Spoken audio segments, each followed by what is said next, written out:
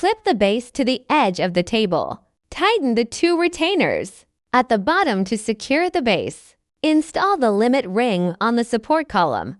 Install the microscope holder onto the support column and tighten the locking knob to secure it. Adjust the knob to control the rotation of the front lever arm.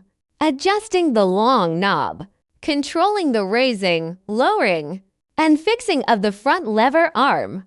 Two microscope lens mounting methods are provided.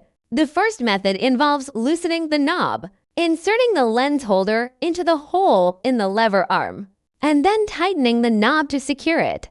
The second method involves using an L-shaped wrench to loosen the screws on the lens mount, rotating the connection 90 degrees, and inserting it into the upper hole of the mount. Tighten the knob to secure it, and use an L-shaped wrench to tighten the screws. Loosen the screws, place the microscope lens on the stand, and tighten the screws. Loosen the screws, install the eyepieces, and then tighten the screws. The other eyepiece is installed in the same way. Place the two leather cases over the eyepiece. Mount the objective lens onto the microscope lens. Install the ring light and connect the power supply.